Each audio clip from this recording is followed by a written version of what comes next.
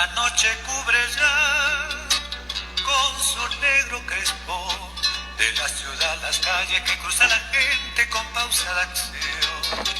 La luz artificial con débil proyección propicia la penumbra que esconde en su sombra venganza y traición.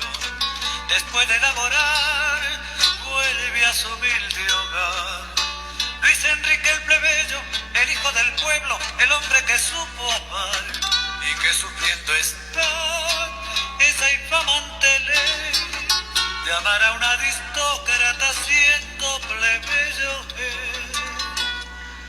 Trémulo de emoción, dice así en su canción: el amor siendo humano tiene algo de divino. Amar no es un delito porque hasta Dios amó. Y si el cariño es puro y el deseo es sincero, ¿por qué robarme quiere la fe del corazón? Mi sangre aunque plebeya también tiñe de rojo el alma en que se anida mi incomparable amor. ¿Vamos bien? Ella de noble cuna y yo humilde plebeyo. No es distinta la sangre, ni es otro el corazón, Señor, porque los seres no son de igual valor.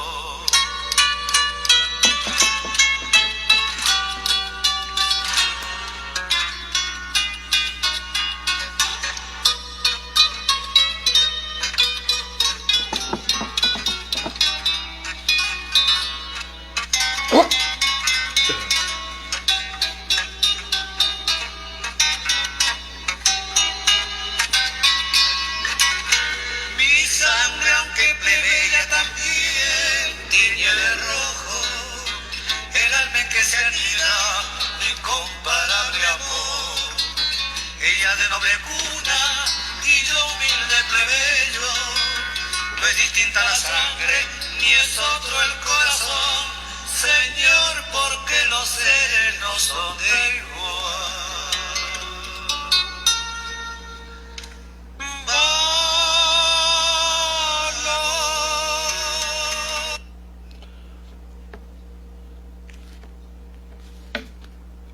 Compañeros, compañeras, amigos y amigas, tengan ustedes muy buenos días, muy buenas tardes o muy buenas noches. Depende dónde y a qué hora nos estén sintonizando. Estamos en vivo y en directo desde la Casa Museo Haya de la Torre, hoy día domingo 11 de septiembre del 2022. Hoy día será un programa dedicado a Felipe Pingló, a esa personalidad, a ese bardo inmortal, como se le ha llamado, y su relación, su vinculación con Haya de la Torre, con el diario La Tribuna, que aquí lo tenemos, el número 1, con Manuel Seoane, y cómo esa canción tan emblemática, esas letras tan hermosas como El Plebeyo, fueron prohibidas durante la dictadura del general Óscar R. Benavides en 1939. De manera que ese será el tema central del día de hoy. Pero antes quisiera muy brevemente hacer un repaso de lo que nos trae este mes de septiembre, lleno de fechas que naturalmente nos hace recordar circunstancias, momentos, coyunturas bastante difíciles, pero también acontecimientos importantísimos para nosotros los apristas. No olvidemos que el 20 de septiembre de 1930 se fundó la sección aprista aquí en el Perú, el Partido Aprista Peruano, el 20 de septiembre de 1930. Vamos a cumplir 92 años este 20 de septiembre de existencia, de vida, de lucha, de esfuerzo de este movimiento que supo sobrellevar momentos bastante duros, bastante difíciles, que estuvo en la persecución, sus militantes, sus líderes, su jefe en la cárcel, en el exilio, todos ellos que nos dejaron un ejemplo tan excelso, tan inmenso, tan grande, que hoy los apristas tenemos que continuar. El día de ayer, sábado 10 de septiembre, ha habido una multitudinaria marcha de la ciudadanía de Lima, y quizá también creo que se ha repetido en distintos puntos del país, y el partido ha estado presentado de una manera bastante importante por la cantidad y además por lo que ha representado nuestro movimiento, una marcha contra el terrorismo, bajo el título, bajo el lema "Terrorismo nunca más". Y justamente los apristas, que tenemos 1214 mártires, han desfilado el día de ayer con banderola gigante a lo largo y ancho de las distintas avenidas de Lima. Nuestros mártires, que son 1214, y alguien dijo ya 1215, como Rodrigo Franco, como César López Silva, Oreste Rodríguez, el general Enrique López Albújar, Félix Ortega, Luis Felipe Salaverry, Virgilio Purizaga, María Guapaya, Tito Jaimes Hernández, Pedro Moreno, Gilbert Urbiola, Víctor Raúl Yangali, Marcial Capelletti, Ricardo Ramos Plata y tantos otros, ¿no? Y tantos otros cuyos nombres naturalmente quedan en la historia, quedan en el recuerdo y quedan siempre en ese permanente homenaje que los apristas tenemos que hacerles a ellos. Fueron los mártires de la democracia, asesinados a mansalva por este grupo terrorista Sendero Luminoso y por ese jefe que tuvieron llamado Abimael Guzmán, un verdadero asesino, que felizmente ahora ya está muerto. Y vamos a recordar también cómo el 12 de este mismo mes, ¿no es cierto?, fue capturado Abimael Guzmán. Yo vivía bastante cerca de donde lo capturaron a este tipo, casi solo a 2 o 3 cuadras del lugar donde este asesino fue capturado, ese 12 de septiembre de 1900, ¿qué año fue, Iván? ¿Te acuerdas? De 1992. Para no olvidarnos, ¿no? Ahí nomás, ese día fue capturado este asesino, ya hoy muerto, a buena hora, que durante toda esa época de terrorismo, ¿no es cierto?, asesinó a más de 1214 apristas, funcionarios del gobierno, militantes en ese tiempo, autoridades en distintas organizaciones. De manera que el APRA, en ese sentido, incorpora a la lucha del pueblo contra el terrorismo a estos 1214 mártires. El día lunes 5 de septiembre de este año, a propósito, el partido ha presentado su solicitud de inscripción al Jurado Nacional de Elecciones y lo hemos hecho con 50.000 firmas, 50.000 fichas, y además con 90 comités ejecutivos provinciales. Esta ha sido una obra, un trabajo realizado, diría yo, de abajo hacia arriba, pese a que en algún momento quienes tenían a su cargo esa responsabilidad pues no mostraban ese entusiasmo que finalmente, estoy seguro, ahora lo han asumido con toda plenitud, y eso es muy importante. Y desde aquí queremos saludar especialmente a los compañeros de las bases, a los compañeros de las regiones, que han ido de una manera bastante heroica recogiendo cada ficha inscribiendo a cada uno de los militantes. No es un momento en el cual, digamos, hay que quejarnos, al contrario, es un momento en el cual hay que estar nosotros juntos en esta tarea, en este trabajo que es importante.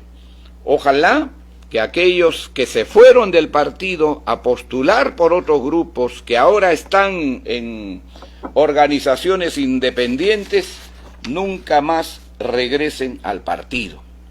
Creo que este tiene que ser el mensaje, en este caso de los apristas, que han levantado las banderas y que hoy, felizmente, han, con su esfuerzo, apoyado y ayudado a reinscribir al partido. Esa emoción, ese jolgorio, esa alegría, esa muestra de participación, de trabajo, de entusiasmo que se nota, que se siente en el militante, obviamente tiene que ser alentada por todos nosotros. Y desde el Museo Haya de la Torre queremos expresarles a todos ellos nuestro saludo y también nuestra gratitud. Un día como hoy también, no hay que olvidar, un 11 de septiembre del 2001, se produjo el atentado contra las Torres Gemelas allá en Nueva York.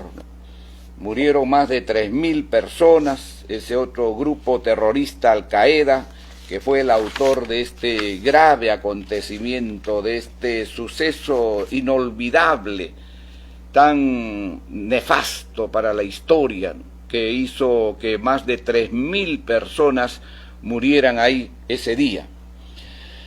Otro acontecimiento que también es bueno recordarlo, tiene que ver con el golpe contra Salvador Allende el 11 de septiembre de 1973. Ya cuántos años han pasado, ¿no? 49 años desde el día que hubo el golpe contra Salvador Allende. Militante del Partido Socialista de Chile, partido cuyo origen está precisamente en las ideas del APRA continental, de ese APRA que supo estar presente como movimiento en distintos países de la América Latina, y uno de ellos fue Chile. La semana pasada hemos hecho un programa sobre la diáspora de los apristas en Chile. Hemos inclusive hecho lectura de un libro que ha sido publicado allá sobre la presencia de nuestros compañeros, especialmente de Luis Alberto Sánchez, de Manuel Seoane, de Magda Portal, de Ciro Alegría, de todos aquellos que estuvieron en el destierro y que permanecieron por largo tiempo en Chile. La influencia que ellos tuvieron en la formación, en los orígenes del Partido Socialista Chileno, ¿no? Que fue precisamente el movimiento, el partido que llevó a la presidencia a Salvador Allende, que sufrió el golpe de 1973. A propósito, estos últimos días, ustedes saben, ese proyecto de constitución que había sido presentado en esa asamblea constituyente allá en Chile, ha sido masivamente cuestionado, ha sido votado en contra, más del 62% ha rechazado eso que naturalmente no puede ser aceptado como una constitución, y el pueblo chileno sabiamente lo ha rechazado. Haya de la Torre, cuando tuvo que escribir respecto a lo que pasaba en Chile, y un poquito para poder hablar de lo que fue esos años 70, cuando Salvador Allende llega al gobierno en ese tiempo, Haya de la Torre escribe un artículo magnífico que está justamente en el libro 130 artículos y una sola idea sobre el APRA. Se llama El salto cualitativo no es el brinco oportunista. Vale decir, usted no puede saltar etapas y querer hacer socialismo allá en los lugares donde no se dan las condiciones objetivas y subjetivas, como manda el marxismo científico. esa respuesta ideológica de Haya de la Torre les mandaba decir a ellos: no pueden saltar etapas allá donde se necesita una organización de frente único, donde se necesita construir una sociedad de clases explotadas. Eso es un poco lo que distanció, lo que diferenció, ¿no es cierto?, al aprismo en ese tiempo con lo que estaba sucediendo allá en Chile y especialmente con Salvador Allende. Haremos un programa sobre eso, lo hemos hablado en reiteradas oportunidades, pero haremos un programa sobre eso en algún momento para poder un poquito más profundizar los temas que tienen que ver con lo que ha pasado en Chile en estos últimos días, con lo que pasó el 11 de septiembre de 1973 y lo que pasó en los orígenes del Partido Socialista chileno con la diáspora aprista, ¿no? Creo que será importantísimo poder recordar otra vez esos momentos, esas coyunturas, y volver a lo que Haya de la Torre siempre dijo con mucha claridad: el salto cualitativo no es el brinco oportunista. Yo creo que ya el tema del fallecimiento, de la muerte de la reina Isabel II ha sido bastante propagado, ha sido ya bastante comentado, está en todos los medios de comunicación. Todos sabemos lo que ha pasado, lo que ha sucedido, el largo reinado de esta señora, por casi 70 años, ¿no es cierto? Llegó al trono en 1952, año en que el APRE estaba en plena persecución en ese tiempo. Hace poco también hemos recordado el voto para la mujer aquí en el Perú, que fue el 7 de septiembre de 1955, por ley número 121391. Pero lo que hay que indicar, lo que hay que precisar, en lo que hay que ahondar, es que esto no cae pues del cielo, ¿no? Esto no viene porque hubo buena voluntad.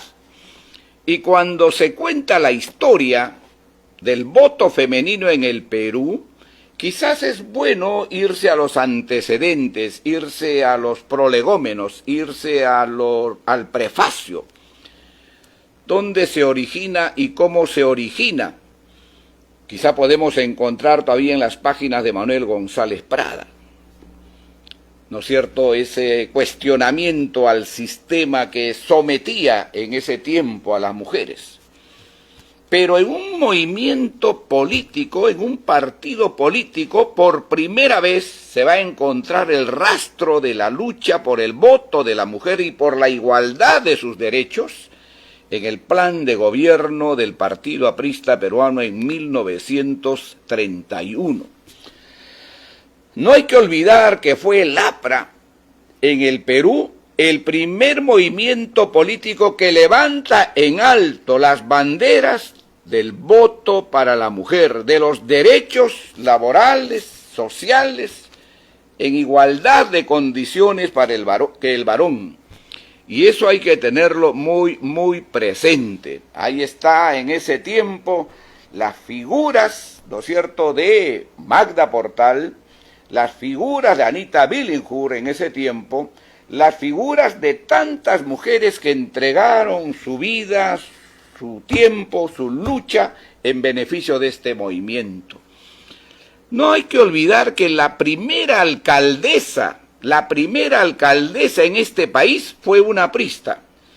Su nombre, ¿no es cierto?, Dora Madueño, que fue en la ciudad de Huancané en 1945, mucho antes que se diera el voto para la mujer, muchísimo antes. Fue, en este caso, nombrada alcaldesa en Huancané, y hay un estudio sobre eso que hace un investigador, un historiador llamado Carlos Bedoya. Hemos hecho un programa sobre eso, sobre la presencia de la mujer en el movimiento aprista. Y la primera mujer alcaldesa, ¿no? Que fue aprista, no hay que olvidar. Inclusive, la primera alcaldesa en Miraflores fue otra aprista, Alicia Cox, también en 1946, ¿no? No hay que olvidar eso, ¿no? Una revolucionaria que luchó con tanto denuedo, con tanta entrega, que absurdamente encontró la muerte al año siguiente, se llamó María Luisa Obregón, ¿no? Judith Prieto de Segarra, una historiadora de renombre en este país, aprista, ¿no? Las primeras ministras que hubo en este país fueron apristas, ¿no? Hilda Urízar, Mercedes Cabanillas, etcétera, etcétera. Vamos a, en algún momento, hacer un programa, otra vez, sobre este tema, porque creo que es conveniente refrescarnos, ¿no es cierto?, volver a adentrarnos en la historia, para que cuando se repita la dación de esa ley que daba el voto a las mujeres, recordar cómo fue su origen, cómo fue sus prolegómenos, quiénes fueron y quiénes participaron, y sobre todo la presencia de este movimiento aprista en 1931, que recogió en su plan de gobierno el voto para las mujeres. Muy bien, hasta ahí más o menos nuestro comentario sobre diversos temas de este mes de septiembre. Sin olvidar que el 20 cumpliremos 92 años de vida política aquí en este país, como partido político. Vamos a entrar, y hemos estado un poquito escuchando, ¿no es cierto?, este tema de Felipe Pinglo, el bardo inmortal, que se llama El Plebeyo, ¿no? Vamos a hablar sobre Felipe Pinglo, su cercanía con el APRA, con Aya de la Torre, con La Tribuna, cómo fue esa relación, cómo fue esa vinculación en ese tiempo, en esos años, ¿no? Felipe Pinglo, que como ustedes saben, nació el 18 de julio de 1899 y murió bastante joven, murió en el mes de mayo de 1936, ¿no? Bastante pequeño, quedó huérfano. Toda esa parte de la historia, de su biografía de Felipe Pinglo, lo pueden encontrar en los 4 capítulos que fueron emitidos en el programa Sucedió en el Perú, de la historiadora Norma Martínez. Esta música, esta canción, estas letras, El Plebeyo de Felipe Pinglo, ¿no es cierto?, marcará esa relación, esa vinculación con el APRA. ¿Qué pasó con esta canción? ¿Qué ocurrió con esta canción? ¿Qué pasó con esta música en esos años, en esos tiempos, ¿no? Pero cómo fue también la relación, la vinculación, en este caso, de las letras que iba creando, que iba publicando Felipe Pinglo con nosotros, con el APRA, con La Tribuna, cuyo número 1 está aquí presente, ¿no?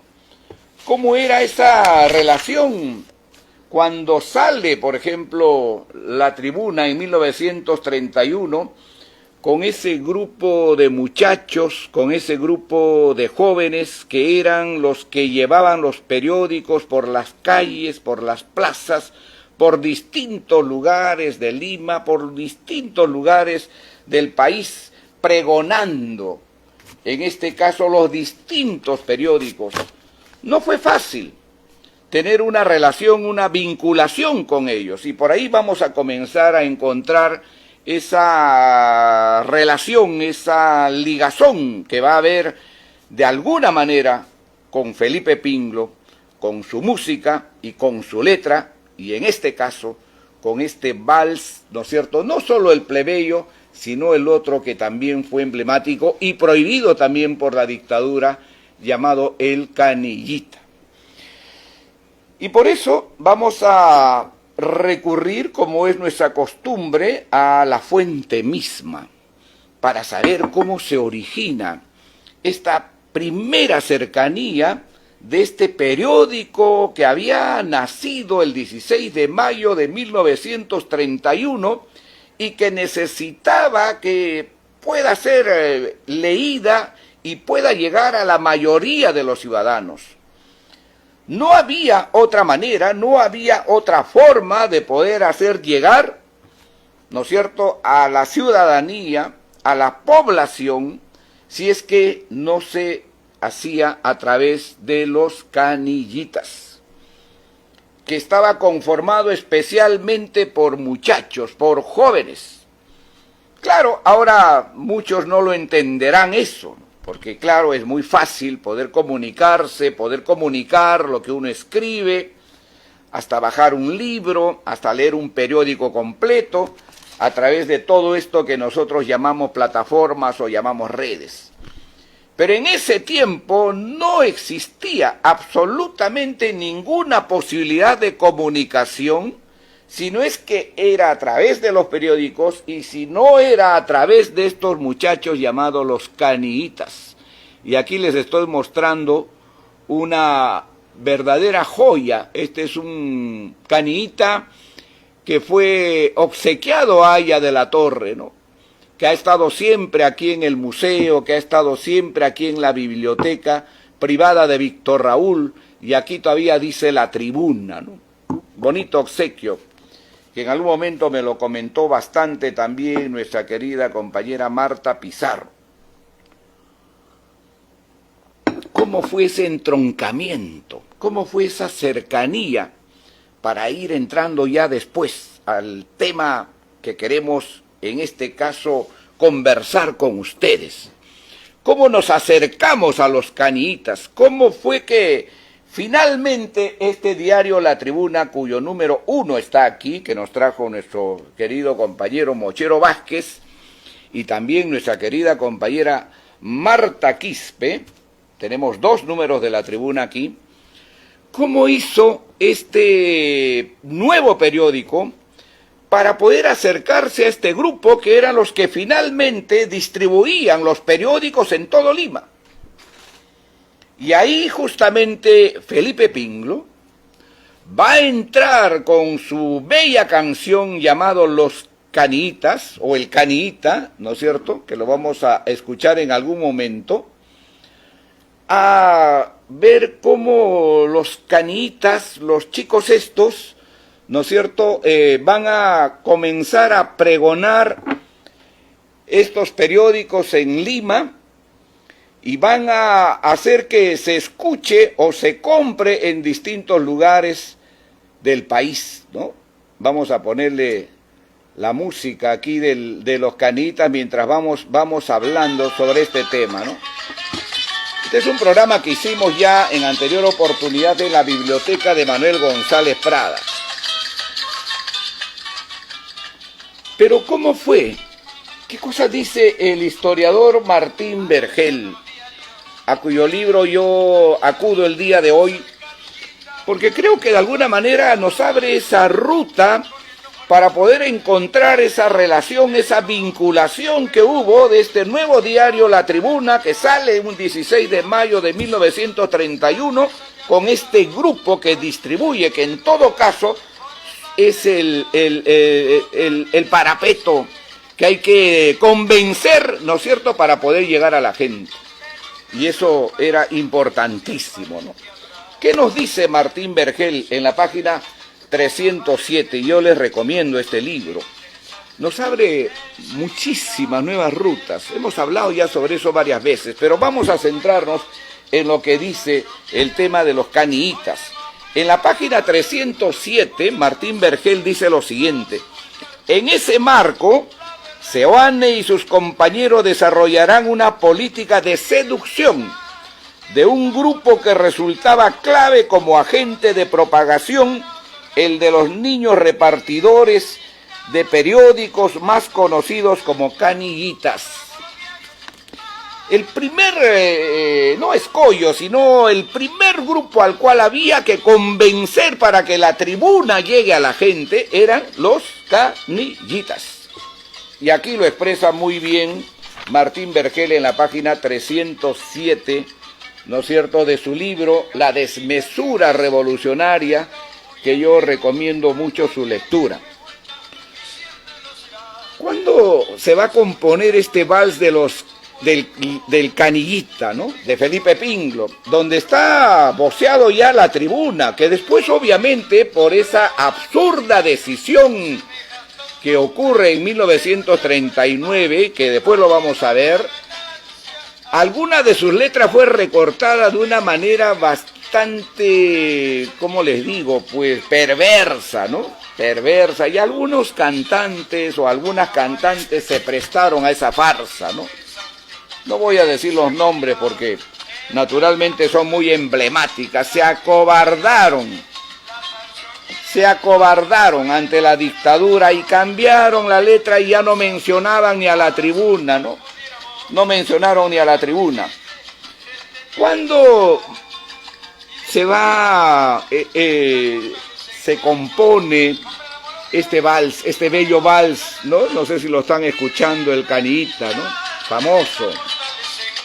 Ahí van a escuchar al...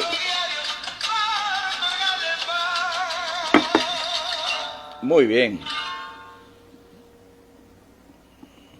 Probablemente haya sido después del año 1931, ¿no?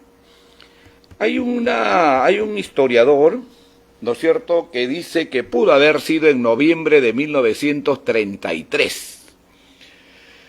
No hay que olvidar que en noviembre de 1933 ya Aya de la Torre había salido de la prisión, estaba ya el general Óscar R. Benavides, estuvimos viviendo las vacaciones democráticas, ¿no es cierto?, como muy bien lo llama nuestro querido compañero Percy Murillo, ¿no es cierto?, las vacaciones democráticas o la primavera democrática.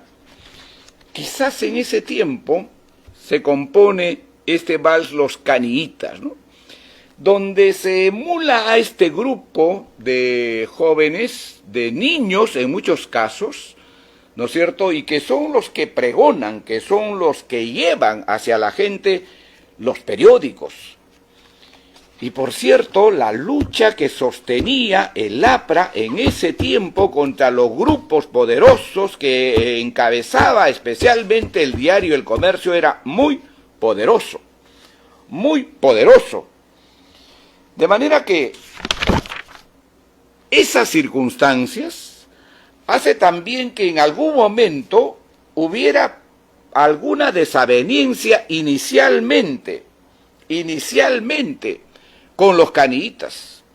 No siempre fue la mejor relación con ellos en sus inicios. No siempre fue la mejor relación. Fue un nacimiento bastante complicado, primero bastante difícil. Y eso está expresado también en el libro La historia del APRA, de Percy Murillo, en el libro de Roy Soto Rivera, en el de Víctor Raúl, que hay que tomarlo siempre en cuenta, y también en este libro La desmesura revolucionaria de Martín Vergel. De manera que estos grupos poderosos con los cuales el APRA se enfrentaba en ese tiempo, hizo todo lo posible para que estos niños, para que estos jóvenes pudieran enfrentarse a este diario que nacía en ese tiempo, para que boicotearan sus ventas, para que no fuera posible que este medio de comunicación impreso llegue a la gente. Y entonces Percy Murillo, en la historia del APRA, dice lo siguiente, ¿no? Acá está su libro de Percy Murillo, en la página, acá se los voy a dar, en la página 98, ¿no? ¿Qué cosa nos dice Percy Murillo? Por librar este tipo de campañas, se acosó a la tribuna por todos los flancos con la finalidad de silenciarla. Primero se utilizó a los caniitas para boicotear la venta del diario. O sea, el primer obstáculo que tuvimos que vencer, en el buen sentido de la palabra, fue convencer a los caniitas, a estos jóvenes, a estos casi niños, que fueran capaces de llevar hacia adelante, ¿no es cierto?, la distribución y la venta del diario La Tribuna. Se llegó a tal extremo que frente a la hostilidad manifiesta de estos, o sea, de los caniitas, fue preciso apelar al convencimiento en todas las formas imaginables.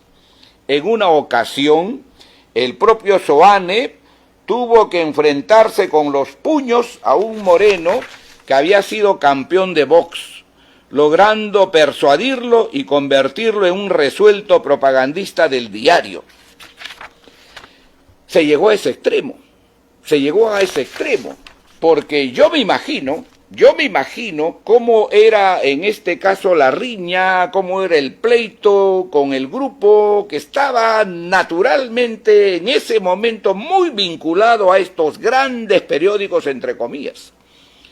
Y emergía entonces un diario popular, un diario del pueblo, que como ustedes saben fue fundado por Manuel Seoane en la dirección y Luis Alberto Sánchez en la subdirección, y no querían permitir que fuera vendido, que fuera a llegar a la gente. Y ese fue el primer obstáculo que había que vencer, cómo hacer que La Tribuna fuera vendida, fuera distribuida, ¿no es cierto?, por este grupo tan importante llamado los caniitas. Y eso es un poco también lo que va recogiendo Felipe Pingló en este su vals tan hermoso, ¿no es cierto?, que se llama El Caniita, ¿no? Que hay que escucharlo, hay que escuchar la letra del Caniita, ahí está en el YouTube, ustedes lo pueden buscar ahí, ¿no? De manera que eso es importantísimo, ¿no? ¿Qué más dice Martín Vergel, por ejemplo, sobre este tema? ¿No? Martín Vergel, en la página 309, va a narrar la manera, la forma como los caniitas finalmente acceden, ¿no es cierto?, a que el diario La Tribuna pueda ser voceado, pueda ser distribuido, pueda ser vendido por ellos, ¿no? Y recurre, en este caso, Martín Vergel, en la página 309, lo que Manuel Solano, un gran periodista aprista, a quien yo tuve el privilegio de conocer en los años 70, escribió en La Tribuna en 1971, a propósito del homenaje, ¿no es cierto?, al nuevo aniversario del diario La Tribuna, que como ustedes saben se fundó un 16 de mayo de 1931.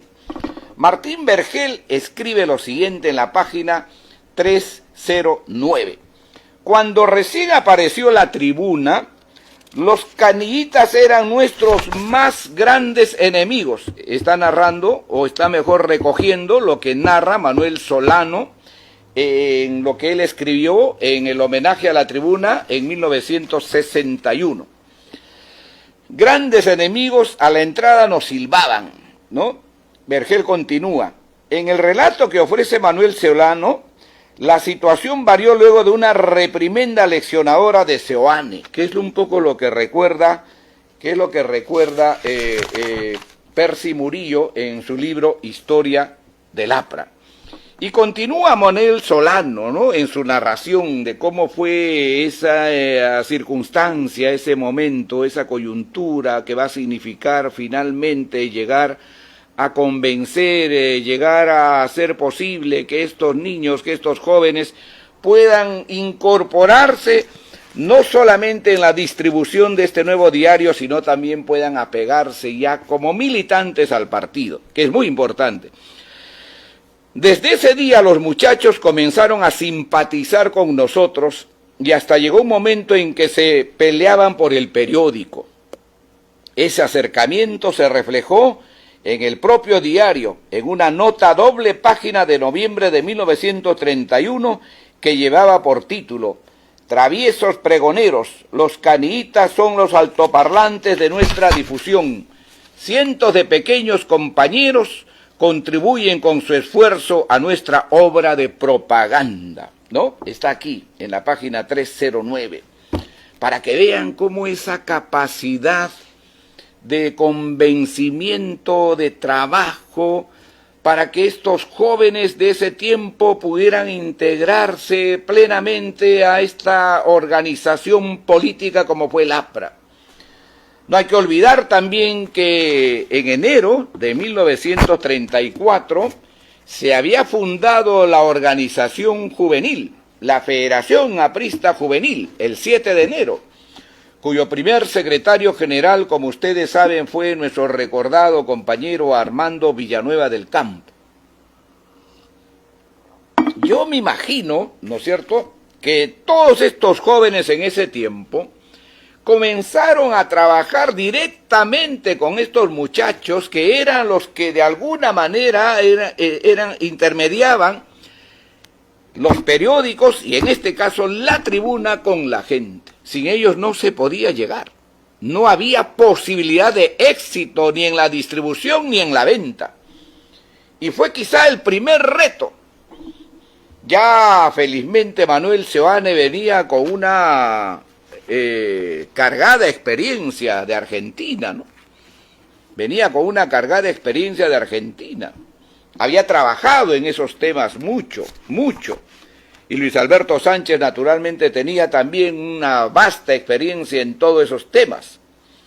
De manera que en esta misma publicación está reflejada la presencia de los caniitas en el APRA y naturalmente con Manuel Seoane, ¿no? Ustedes lo pueden ver aquí en este libro desde la página 309, 310, 311. Es muy largo, yo ya no les voy a leer sobre eso porque está aquí contada prácticamente en detalle cómo estos caniitas se van incorporando poco a poco, no solamente a la distribución, a la venta, sino también cómo ya se van incorporando a nuestro movimiento, en muchos casos como militantes del partido, ¿no? Y narra Martín Vergel también aquí cómo en esas 2 páginas que hace el diario La Tribuna sobre los caniitas, encuentran ahí que muchos de ellos van a declarar que se hicieron apristas porque vieron en el partido la organización que defendía a los pobres. Eran los niños que veían a esta organización partidaria que estaban con la causa del pueblo, ¿no? Como si esto fuera poco, en 1932, en enero, ¿no es cierto?, el APRA da un paso más en la defensa de los niños vendedores de periódicos. A poco de asumir sus funciones, Manuel Seoane y otros apristas, eso lo dice Vergel, que en las elecciones habían sido elegidos como parlamentarios, presentaron un proyecto de ley que proponía crear en cada ciudad la Casa del Caniita. Por eso es que los caniitas, desde que se organizaron en esos tiempos, tuvieron una relación estrecha con el aprismo. Y a Seoane se le conoció siempre como el personaje que hizo posible que los caniitas tuvieran acceso a una casa donde tuvieran ellos todos los servicios, desde un comedor popular hasta servicios médicos, de todo tipo. Dice el mismo Vergel, una plataforma que brindaría cobertura social a los infantes.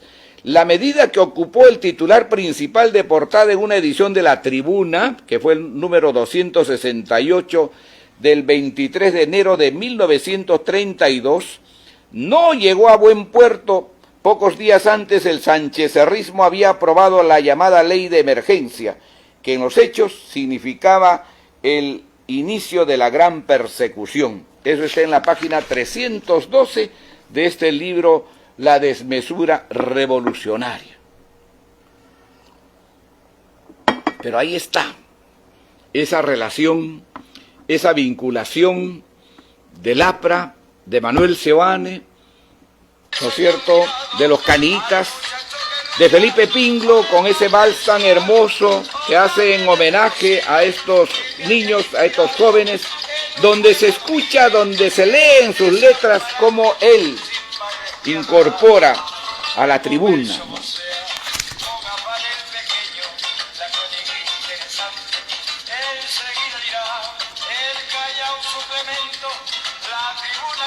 La tribuna y la noche, escúchenlo bien, ¿no? Ese de Felipe Pinglo, ¿no? Ahora, ¿dónde vamos a encontrar un primer atisbo, una primera relación de Felipe Pinglo con el APRA, con Aya de la Torre?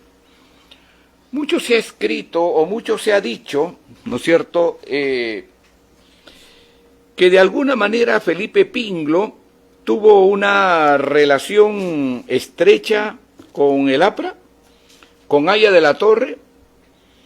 ¿Qué nos dicen algunas fuentes?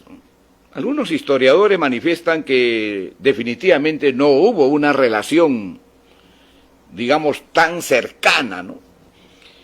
Y puede ser, porque no hay nada que indique que hubiera podido haber una, digamos, una relación documentada, ¿no? No existe. No he visto yo por lo menos una fotografía, ¿no? En algún momento, algunos historiadores, especialmente comunistas, quisieron ligarlo a Felipe Pinglo, a Mariátegui, ¿no? No olvidemos que Mariátegui muere en abril de 1930. Y los grandes temas de Pinglo se van a producir a partir de 1931. Pinglo tiene más de 100 canciones escritas. Como yo escuchaba o leía a algún historiador, muchas de ellas todavía no tienen música. Pero ahí están las letras. Muchas de ellas no tienen música.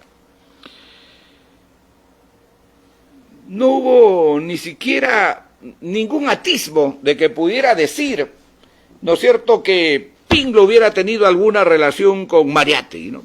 No existe, no hay forma de probar eso. Nosotros tenemos forma de probar que hubo acercamiento, que hubo cercanía con el APRA, con Manuel Seoane, con Aya de la Torre. Bueno, acá está la primera fuente, la primera prueba, que es fehaciente, que es dura en el sentido de que está esa fuente principal y es justamente este vals primero, ¿no es cierto?, el Caniita, donde se recoge a la tribuna. Pinglo, el bardo inmortal, recogía también la protesta social, recogía también en sus letras el sufrimiento de la gente. Sus letras están cargadas de ese tipo de poesía, de cuestionamiento a la sociedad, de esa carga que en ese tiempo el aprismo lo levantaba en alto como bandera. Y el único movimiento a partir de 1931 que emerge con fuerza, con esa decisión, con ese coraje para luchar en beneficio de la gente fue el APRA. Y eso es un poco lo que va recogiendo Pinglo también en sus letras, en sus canciones, en sus creaciones. Y hay una, digamos, una pista que a mí siempre me ha llamado la atención, porque créanme, es la primera vez que yo leí un texto que imantaba directamente a Pinglo con el APRA, ¿no? Y hay que reconocerlo, está aquí en este libro de Martín Vergel, en la página 308, que yo he apuntado el texto para no estar buscando, a veces se me pierde y tengo ese tipo de problemas. No siempre la vista está tan bien que digamos.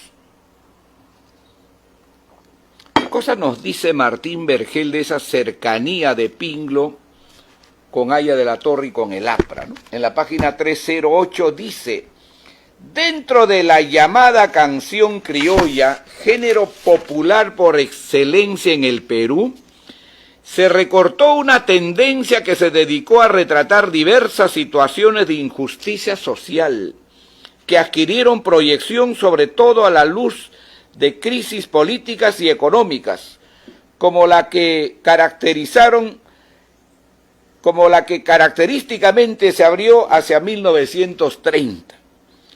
Su más reconocido cultor fue el mítico compositor Felipe Pingló.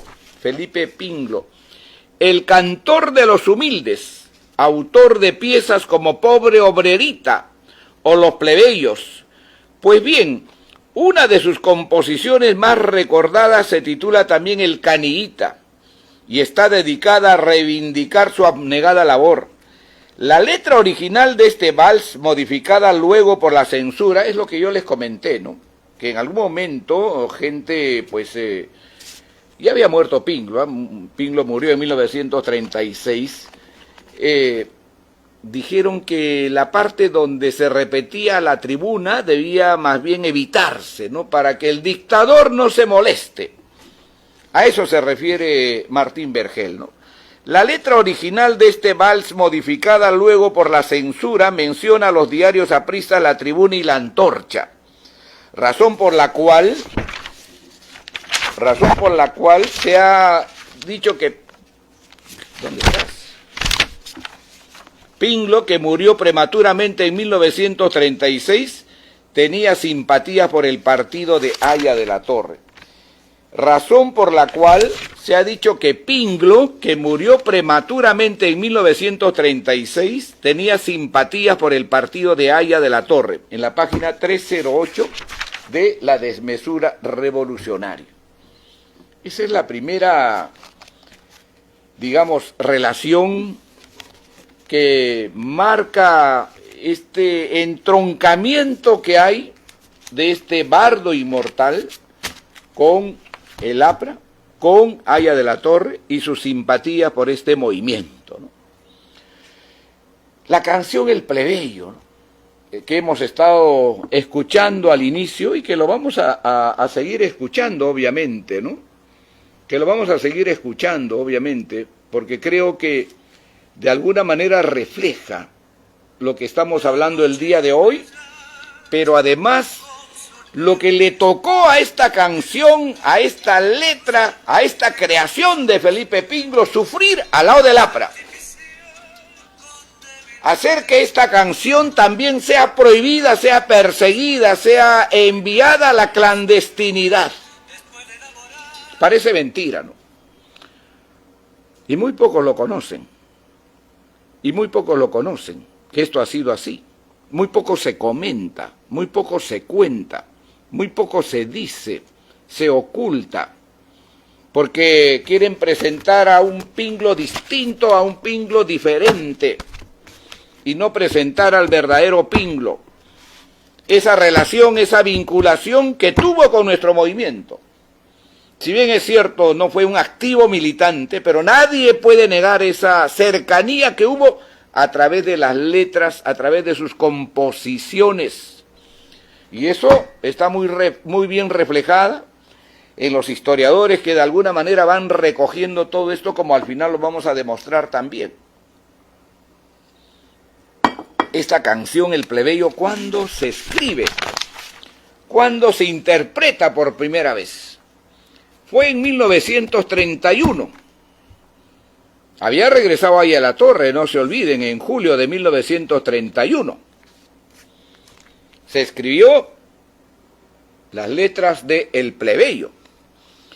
Y se estrena por primera vez, ¿no es cierto?, en la voz de Alcides Carreño y la guitarra de Pedro Espinel, ese mismo año, en 1931.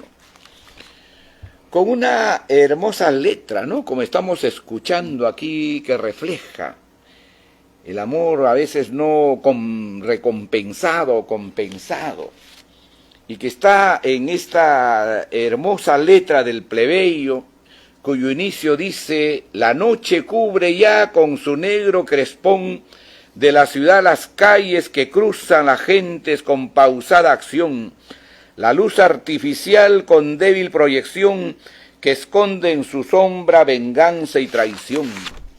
Después de laborar, vuelve a su humilde hogar Luis Enrique el Plebeyo, el hijo del pueblo, el hombre que supo amar y que sufriendo está esa infamante ley de amar a una aristócrata siendo plebeyo él. Trémulo de emoción, dice así en su canción: El amor, siendo humano, tiene algo de divino. Amar no es un delito, porque hasta Dios amó. Y si el camino es puro y el deseo sincero, ¿por qué robarme quieren la fe del corazón? Mi sangre, aunque plebeya, también tiñe de rojo el alma en que se anida mi incomparable amor, ella de noble cuna y yo humilde plebeyo. No es distinta la sangre ni es otro el corazón. Señor, ¿por qué los seres no son de igual valor? Y siguen las letras, ¿no? Y siguen las letras. ¿Cuándo se va a prohibir esta canción y por qué se va a prohibir esta canción? ¿Qué es lo que ocurrió? ¿Qué es lo que pasó? El APRA había pasado ya en noviembre de 1934 a una franca persecución. Ya nosotros habíamos sido puestos fuera de la ley. Gobernaba entonces ya el dictador Óscar R. Benavides en ese tiempo.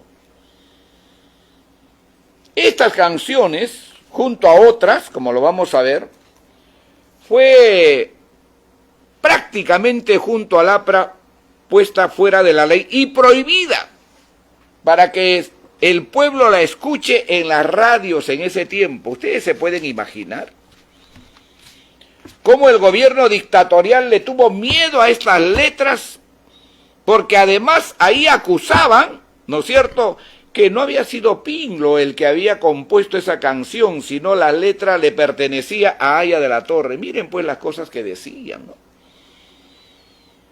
Tratando de decir que Pinglo no había sido el que había compuesto, tratando de reducir, de restar esa grandeza de este gran compositor, el más grande compositor que hemos tenido, como Felipe Pinglo Alba. Es decir, acusando de que la letra lo había escrito no Pinglo sino Aya de la Torre, y por eso lo ponen fuera de la ley, por eso lo van a prohibir. ¿Ustedes se imaginan eso? Muy poco se dice, muy poco se comenta. Los historiadores a veces no lo cuentan, no lo dicen, o no lo quieren decir. Pues nosotros tenemos que propagar la verdad. Que este vals, quizás el más emblemático que tiene el Perú, cuando uno va fuera del país o aquí mismo, lo escucha con tanto orgullo, con tanta devoción, con tanto cariño, incomprendido en ese tiempo, excluido en ese tiempo, prohibido en ese tiempo. ¿Alguien se puede imaginar eso? Es inaudito. Es inaudito. Una orden del gobierno dictatorial de Benavides, ¿no es cierto?, hizo que las radios, que las emisoras en ese tiempo no propagaran esta canción. Se prohibió esta canción porque dijeron que era una canción en el fondo aprista y que la letra no la había compuesto Pinglo sino Aya de la Torre. Torpeza, ¿no? Torpeza. Muy tibiamente por ahí ustedes encontrarán una narración de ese tipo, ya casi al final de algún programa que he visto sobre la vida y la obra de Felipe Pinglo. Van a encontrar ahí tibiamente, ya cuando al final dice, y lo prohibieron porque, bueno, dijeron que la letra la había escrito ahí en la Torre y punto, pero no cuentan, no narran, no dicen ese apego que hay de estas letras y de otras, ¿no es cierto?, de Felipe Pinglo con este movimiento que insurgió con fuerza, con decisión, con vehemencia, con las banderas en alto, como lo hemos visto hoy, el tema del voto femenino, que no cae del cielo, que no es una bendición, que no vino porque al dictador Odría se le ocurrió en 1952, sino que es producto de toda una lucha, de un esfuerzo, de mujeres apristas que entregaron su vida, su heroísmo, para que esto se haga realidad. Y permítanme por eso leer algunas líneas de un escritor, de un investigador, de un poeta que se llama Darío Mejía. Y el título de ese artículo es El día que vetaron el plebeyo. El día que vetaron el plebeyo. Y él sí recoge por qué vetaron el plebeyo. Lo que otros ocultan, lo que otros no lo cuentan, lo que otros saltan, ¿cómo se puede decir? Un salto de garrocha. Igual que el tema de Mariátegui, ¿no? Como los comunistas pretendieron ocultar durante tanto tiempo. Y entonces hacían creer y hacen creer todavía en sus clases que ellos tienen, en esas universidades, ¿no es cierto? Hacen creer que a Mariátegui no le quedaba otro camino de aceptar esa beca porque si no se iba preso, ¿no? Lo que no dicen, lo que no cuentan es que Mariátegui fue un abanderado, un asalariado del gobierno de Leguía y lo mandaron allá como propagandista del gobierno de Leguía. Eso no lo cuentan, eso no lo dicen. El mismo Basadre oculta esa parte, ¿no? Y lo edulcora de una manera que hace creer a la gente, pues que eso es, claro, lo dice Basadre, ¿no? Pero las fuentes, los documentos dicen otra cosa. Y eso está plenamente demostrado. Estuvimos aquí con el investigador Wilfredo Chino Villegas, que ha demostrado eso. Y también el historiador Nelson Vázquez, ¿no? Joven aprista, que ha estudiado con mucha profundidad ese tema. Pero ¿qué nos dice Darío Mejía el día que vetaron el plebeyo? En el mes de abril del 2008, cuando me encontraba en Lima, pude ver en un canal de televisión la última parte de la entrevista que le hacía el doctor Marco Aurelio de Negri a Óscar Avilés, logrando escuchar lo que ambos conversaban sobre algunas canciones de Felipe Pinglo que durante un tiempo fueron prohibidas de que se pasen en las radios peruanas. Ello no solo es desconocido por muchos, sino que resulta inconcebible que al mejor compositor de música criolla que el Perú haya tenido hasta el momento se le vetara en las radios de su propio país, por lo que pienso es bueno que el pueblo esté consciente de este atropello hacia nuestra música popular para que no vuelva a suceder otra afrenta similar con alguno de nuestros compositores. El veto a Pinglo era un secreto a voces llenas que si bien no se dio a conocer públicamente, en su época este fue ordenado por el gobierno de entonces, que era el mariscal Óscar R. Benavides, no lo olviden. No solo la obra del bardo inmortal, sino que también la obra de otra gran figura de nuestro criollismo, Pedro Espinel, que fue uno de los que interpretó el plebeyo, no se olviden. Quien también sufrió el veto aquel. Al menos el maestro Pinglo ya había fallecido, ¿no? El veto se produce en 1939 en plena persecución al APRA. Pinglo falleció, no se olviden, en mayo de 1936, bastante joven, ¿eh? Él nació en 1899 y murió en 1936, o sea, tenía 37 años, ¿no? 37 años. Por lo que no sufrió la afrenta en vida, pero Espinel sí estaba vivo y debe haberle dolido mucho que en su propio país se prohíba que sus canciones sean transmitidas por radio o se canten en público.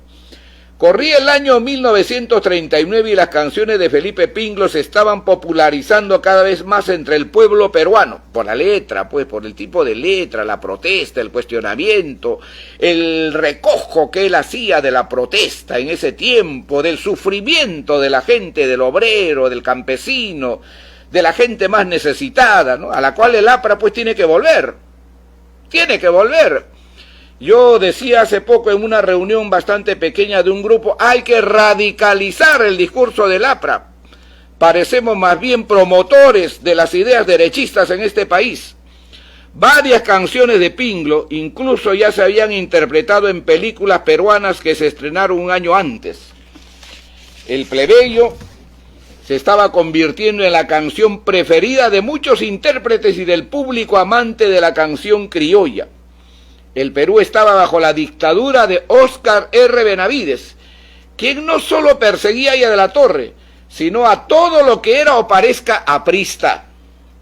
Un día de aquel año de 1939, llegó a las radiodifusoras de Lima el mandato de orden, paz y trabajo, mediante el cual no solo se atentaba contra compositores peruanos, sino que también se pretendió acallar la voz de la canción criolla. El músico Enrique Pozo Segarra trabajaba por ese tiempo en la radio Goicochea, y a sus manos llegó la circular de la Dirección de Radio, donde se comunicaba a todas las emisoras de Lima que quedaba prohibida la transmisión de 10 canciones criollas, bajo amenaza de fuerte multa a la radio y suspensión indefinida a cantantes de ambos sexos. ¿Cómo se pueden imaginar, no? Por emitir, por transmitir, por hacer que la gente escuche la música criolla, se les suspendía, se les ponía una multa, se les clausuraba la emisora. ¿Cómo era? Ya imagínense cómo era la persecución al APRA en esos tiempos, en esas épocas. Con Aya de la Torre a la cabeza, en plena clandestinidad, ¿no?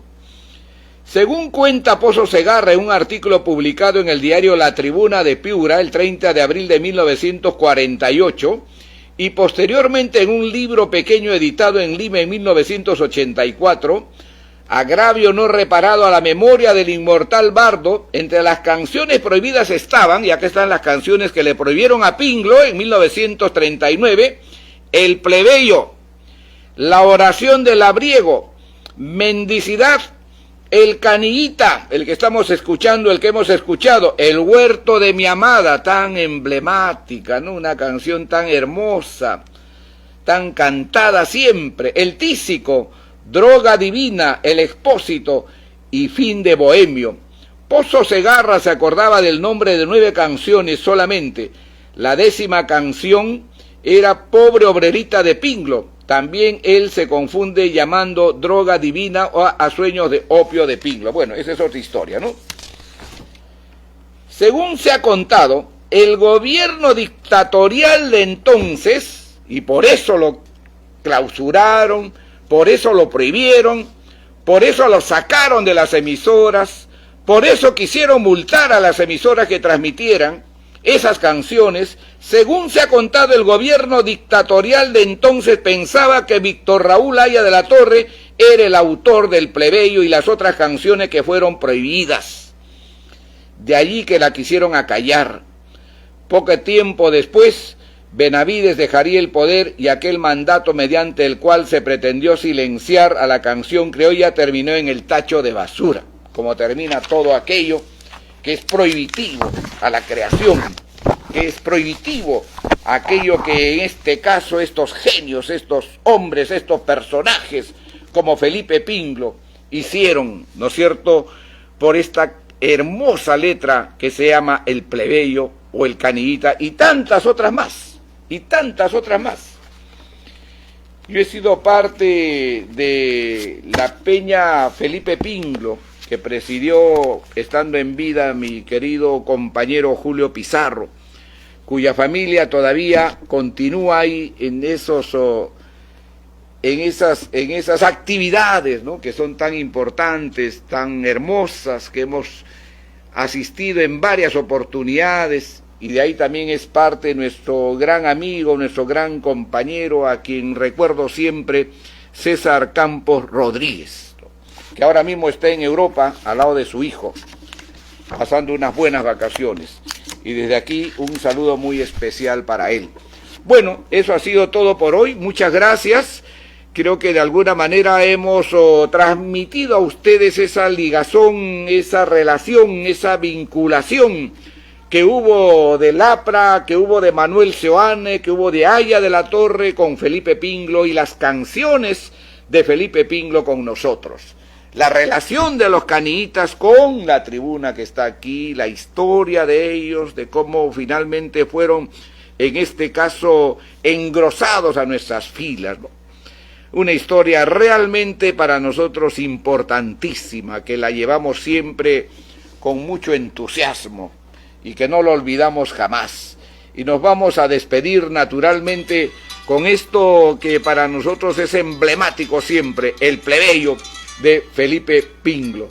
Han sido ustedes muy amables, muchas gracias y nos vemos el próximo domingo 18 en vivo y en directo desde la Casa Museo Aya de la Torre. Querido compañero Iván Villar, muchas gracias. Gracias por tu compañía y tu apoyo siempre aquí en la Biblioteca Privada de Víctor Raúl.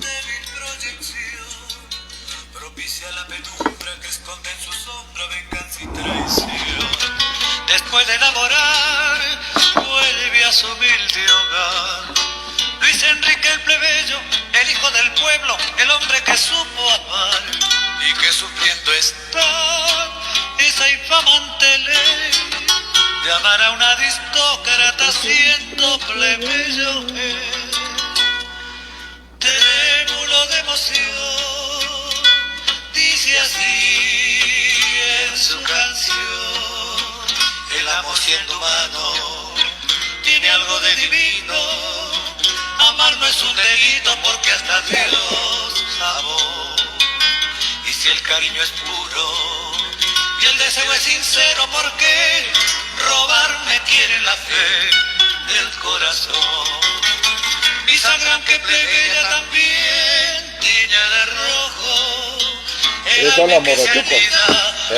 Hermosa voz de ellos.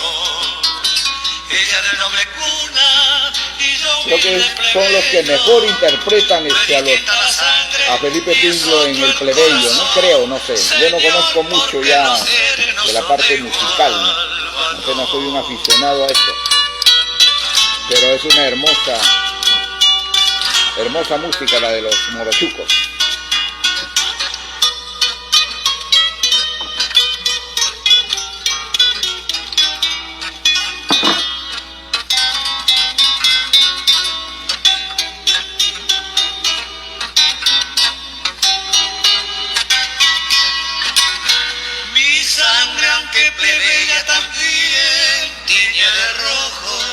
Muy bien, muchas gracias. Incomparable amor, ella de noble cuna y yo humilde plebeyo, no es distinta la Da muchos saludos pues, para todos los compañeros que nos siguen, todavía no cortes, que sigan escuchando aquí los compañeros. Muchas gracias.